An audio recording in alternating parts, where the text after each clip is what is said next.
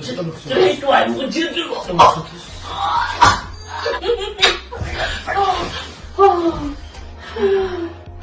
subhanallah subhanallah subhanallah social media dhawaanahan waxaa ka socdo waxyaabo aan lagu baran diinta islaamka amisana lagu baran dhaqanka Soomaalida. social media waxaa ka aamusay culimo diinka mas'uuliyiinta looga baahnaa in ay ka hadlaan arrintan oo kale. waxaa ka soo gudboonaaday dad aan diinta islaamka waxba ka ogeyn misana ka baxsan ku dhaqmaan social media sida u jeedaanba labadan ruux waxay sameynayaan waxa ay ugu magacdareen challenge laakiin ka fog challenge-ga. dadkan sa u jeedin waxay sameynayaan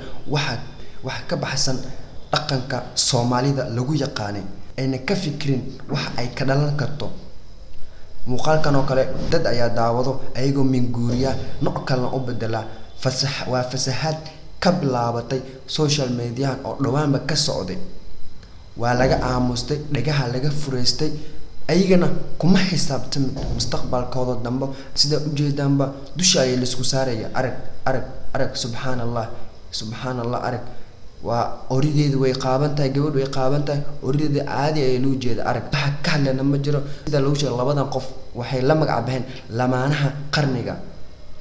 qarniga iyo la magac baxeen sida u jeedin wiilka waa wiil dhalinyaro ah waa wiil Soomaaliyeed waa wiil islaam ah gabadhu waa sidoo kale ayna waa wiil waa qof islaam ah waa qof ashahaadanayso waa qof ilaahay taqaan balse ka baxsan diinta waxay ku dhaqmayaan sa u jeedinba meel public ah ay isku qaadayaan waxayna sida ay ku sheegeen inuu yahay challenge. waxay sameynayaan kule waa u jeedin culimadu way ka aamustay mas'uuliyiintu way ka aamuseen waxay sameynayaan waxa diinta islaamka ka baxsan dhaqanka ummadana ka baxsan. waxay ku soo minguuriyeen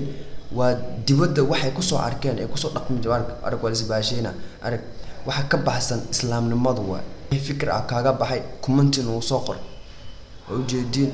wax ka baxsan challenge waa sida ay ku sheegeen waa challenge laakiin challenge-gu wuu ka baxsan yahay dhaqankan. waa baraha bulshada in video la iska soo duubo la soo dhigo baraha bulshada intaas malaayiin ku daawato intaas oo kumanaan ku daawato waa wax iska caadi ah laakiin waa in laga fiirsada muuqaalka inta la dhigin ka hor oo ujeedin waa laba qof isqabaan sida lagu sheegay waxayna la magac baxeen lamaana qarniga. subhanallah ilaahay ummadda